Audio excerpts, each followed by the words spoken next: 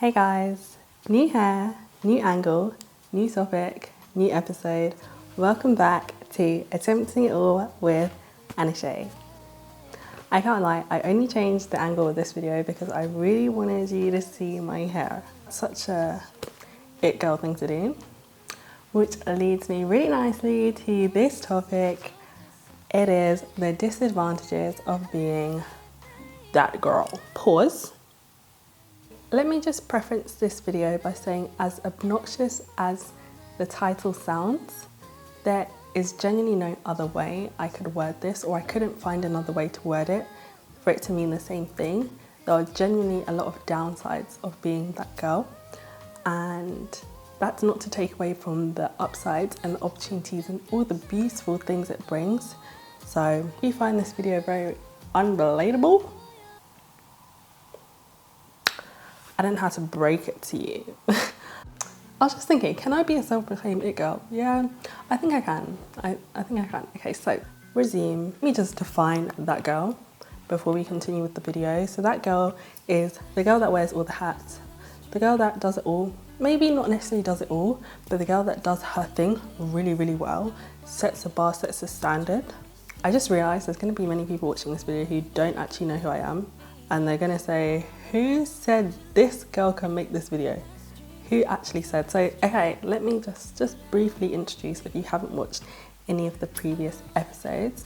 Say hi, I am AIAWA. I am in my 20s. I am a medical student. I'm also an almost business bachelor's graduate. I am a finance intern.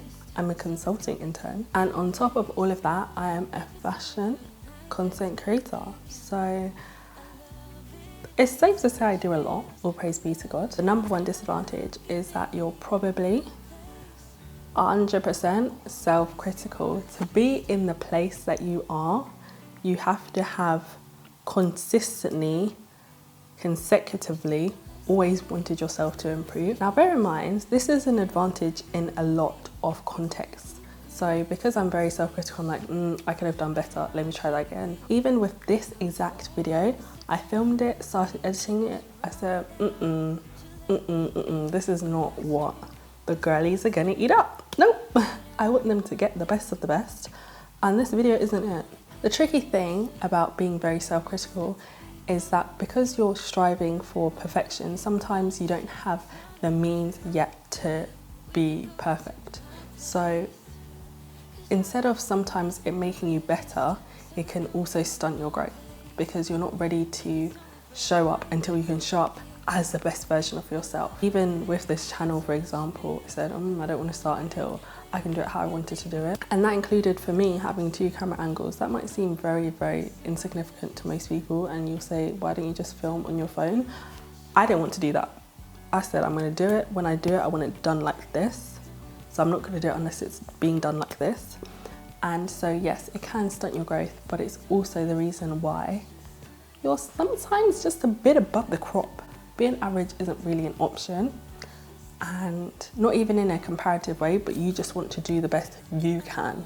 And you know that going half-hearted isn't the best you can. Being your harshest critic and being very critical of yourself obviously has some inherent advantages, but it can be overwhelming. And sometimes this critiqueness transpires into critique of the people I'm closest to, who I care about the most, and it can come across as judgmental, but it's genuinely coming from a place of good intention, because you've seen, okay, when I'm harsh with myself, I deliver the best, then I'm going to do the same for the people I care about the most, because they also probably want to improve themselves as well.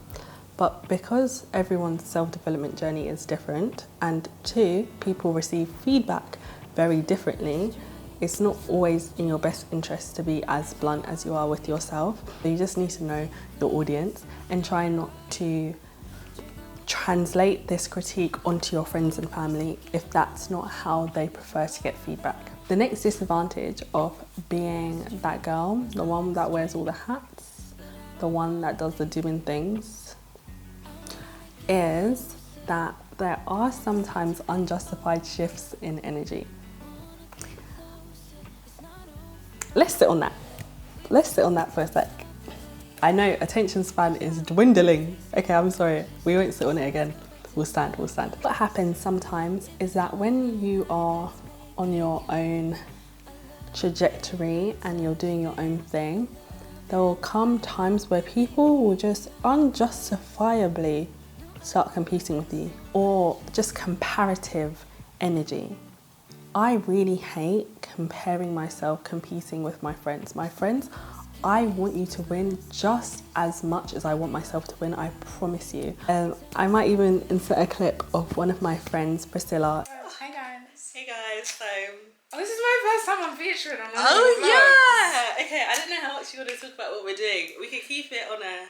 Yeah, it's like but video. literally, one of the most fun things is about to happen. Like, I'm so proud of her as well. Like, genuinely, this is Priscilla. Hey If you guys. don't know her yet, you'll get to know.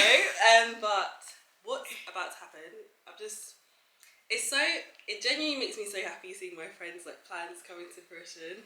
And I'm just so proud of them. There's so many of my friends who are just doing, like, they're just doing what they said they're setting out to do. And as you can see, it's really happening. So. And you being one of them as well, like, thank you. vlogging. But no, it's gonna be lit. It's gonna be fun. I'm excited. How are you feel? Without going into too much detail, you might even be able to tell by the background what we're about to do. But how are you feeling? I'm so excited. Watch her space. Watch her space. Watch all the spaces.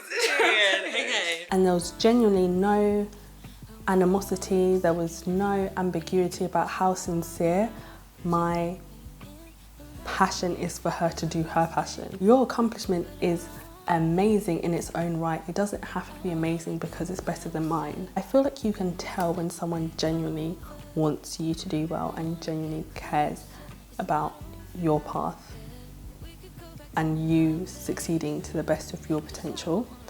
And when someone's only happy for you when they're also doing it or they've already done it.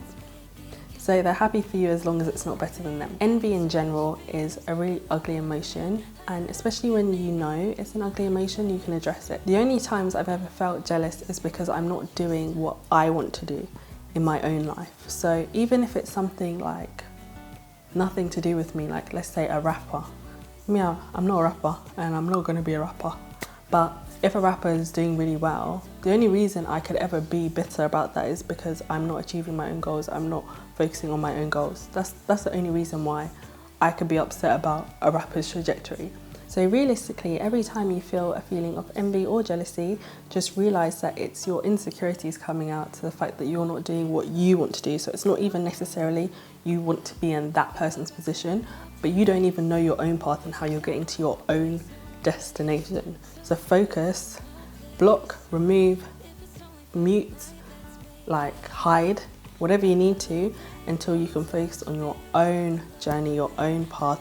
What is it I want to do? What is it I want to improve in? If you see someone else succeed and your first thought isn't, wow, I'm so happy for them, there's something inherently you need to address. This is all to say that when you're an it girl, or when you're that girl, when you're doing your thing and you're succeeding in it and you're showing people that you're succeeding in what you want to do, there's going to come an energy of people who want what you have, but it's not even necessarily they want what you have. It's the fact that they don't know where they're going, so they're just assuming they want what you have. And you've just got to be aware of that and not take it personally. So one of the biggest disadvantages of being that girl, being an it girl, being an all-rounder, okay, is that the pressure is getting worse. I can't really emphasize it enough, except if I say the pressure is much. The pressure is a lot. It's much. The pressure is either societal or it's self-inflicted, or it's a combination of both. But either way, there's an intense amount of pressure. If you're setting the bar, you can't even see below your own bar. So even if you aren't going up a linear ladder, that doesn't mean you're not still going up. This is very, very toxic thought process, but I found myself when I have a big win, Now, every other win I have after that, I celebrate less than the other win. But because I'm not all-knowing like God is, I don't know how big any wins are.